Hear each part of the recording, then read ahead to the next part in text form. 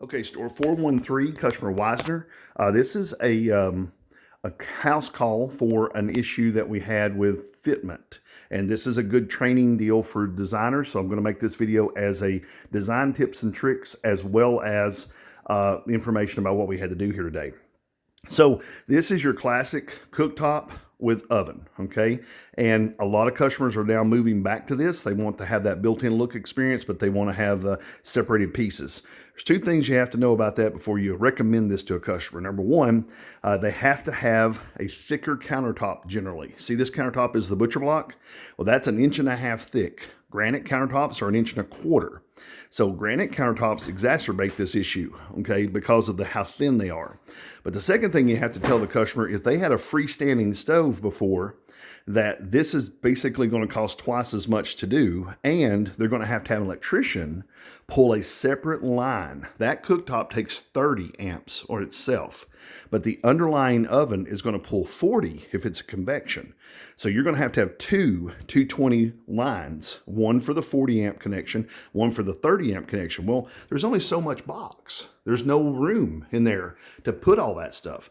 So what a lot of times happens is you have to come over here on the right-hand side and put one of them, and then the other one has to be put over here on the left-hand side behind the drawer boxes.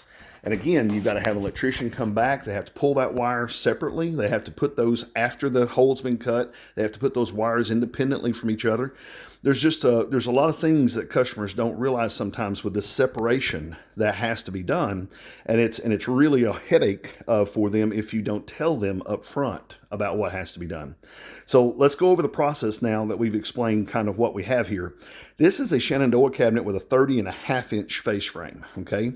And we've been finding out in the last few months that larger appliances are coming out in single standards. Now, the single standard right here, that guy is 28.5 inches tall. That is the old single standard. And so it's a domestic appliance, and most all domestic appliances, Whirlpool, Maytag, whatever, are 28.5-inch tall domestic standard, okay? But the problem is some of your Viking, your Thermador, some of your higher end Miele, these are all coming in at a European standard, which is millimeters, not the empirical system we use, and they are definitely taller. Had one last week that was 31 inches tall. It was a Thermador, 31. Well, how long is our face frame? 30. In this case, it's 30.5, but 30. So you must qualify this particular brand. Like this is Whirlpool. This brand says that this cooktop will fit above their oven. And they have specifically made sure with domestic standards, what we do in America, that those two things will work with each other. There's very little tolerance here. So just make sure that you're checking that these two things work together before you make the suggestion to do this leap, okay? They cannot buy independent appliances. The bottom one can't be a Thermador and the top one be a Whirlpool. They will not work with each other, especially if it's gas. If it's a gas cooktop, this is all bets are off. There's no even for sure at all if a gas cooktop will fit above an electric oven. Gas cooktops are 4.5 inches thick, up and down thick, because of valve bodies that are inside of them. The electric cooktops are 3.25 inches thick, and that's again very, very minimal as far as the height goes. But let's look and see what we have to do to make all this work, okay? If it is matching appliances, the cooktop states that it will work with the same brand of domestic oven, then you have the situation, the next qualifier is what are you using for a granite countertop, or is it going to be wood, or is it going to be laminate? What's the thickness of that top? And they say it's going to be butcher block in this case. Perfect. Then you go looking up specs. Now this is a 30-inch oven cabinet, and it will work in this particular instance for a 30-inch oven. But that's not generally what you want to do. Generally, this needs to be a base OCU 33. It needs to be 3 inches wider than the oven that's going to go in it. Now, in this case, we actually have the smaller box. And fortunately, this is 28.5 inches, 5/8 is 28 5/8 inches interior. The actual cutout for this unit is 28.5. So there is 1/16 of an inch on both sides to get this thing to slide into the hole. okay, on the cutout dimensions. Now, when it gives you the cutout height, it says 28. Well, that's just because that's what engineers want to be comfortable with, okay? In fact, if you go in here and measure, there is not 28 inches from the floor to the bottom of those little screws hanging up there, or that conduit. So there actually is not enough room with this particular one according to the specs. And here's why. If you take a look at the actual oven, okay, you take a look at the feet that are on the bottom, those are Adjust-A-Max feet. Those are feet, if you see the extra holes, those are feet to allow you to adjust this thing up and down from the standard hole opening that they recommend, okay? This is because older ovens are taller. Now, if I go right here and I actually measure though, physically have it on site for your installer and measure from the bottom of that to here, well, that's only 26 inches, you know? So why are they recommending 28 as a cutout? And it's just because, like I just told you, the old standard was 28 to 28 and a half as a cutout. These are getting shorter. And so there are some pieces, like this piece here, that's actually the trim piece for the bottom.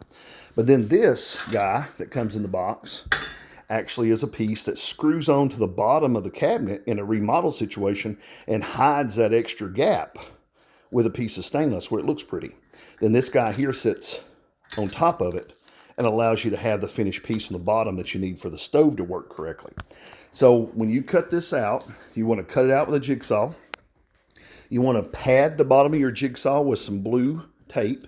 You want to use a 8 to 10 teeth per inch, fairly fine blade. You do not want a 5 or 6 teeth per inch. You want a fairly fine blade so you don't splinter the face out when you do the long cuts. Most of this is long grain. But you want to take a 3/8 drill bit and you want to go to the corner right here, 3/8, and you want to drill that hole in each corner. 1, 2, 3, 4 down here. You want to drill those 3/8 in 4 corners. Then you want to take your drill, you want to open this up, take your drill, your jigsaw, and come in here and square that corner up. Okay, get that little round corner out, square it up. Then turn your jigsaw and make your lateral cut here. Okay, come down here at the bottom. Go ahead and square these corners up and then hook your tape right here and measure again for the bottom length and make sure that that height is the right height that you need for the floor in here to be the same height, okay? Just double checking before we make a cut in the nice, cabinet. Then we cut that one across the bottom laterally. Then we come back here, we cut the horizontal here. We cut the horizontal down there, and we have this whole piece comes out. Now, this particular company uses doweling and glue for the way they attach their cabinets and their face frames.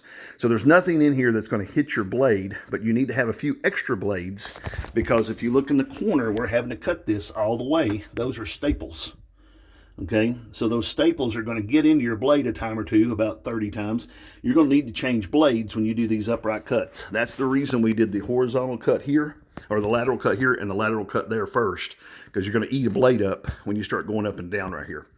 Now, after you're done popping this out, you've got a pretty fragile cabinet. So you want to come back in here, you want to drill this face with a 3/16 drill bit, okay?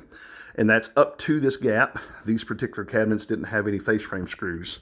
So 3/16, and then you want to drill again with an 1/8, and you want to run an 1.25" screw in there to suck that up tight to each other. You want to do that 1, 2, 3 different times on the left and the right hand side. And then finally, remember I told you we had that nice piece of metal that goes across the bottom? Finally, you want to come in here about 3/8 of an inch down, quarter inch down, and you want to go ahead and drill this with your 1/8 inch drill bit, full depth, and then you want to drill it with your 3/16 and put you some 1.25" across the bottom just to screw into that plywood floor that's in there. And that will reinforce this entire face frame to the wood that's behind it, and still everything will be hidden as far as the fasteners go. Again, this box is not permanent. It's just sitting in here. It's going to be going to the left on one of them and on the right with the other one and separating it. Or if you have the little room, you can put one right here and run both of the 220 pieces into that and run them both out separately to the individual appliances. But Again, this is just a quick summation. This happens to be the third time this year that I've had to go over this with the designers, so I figured this would make a great tutorial for you guys, as well as giving the customer some information if they're do-it-yourself to how to figure this out, how to make everything fit. If you have any questions about this, feel free to give me a call at 423-650-1051. Have a great day.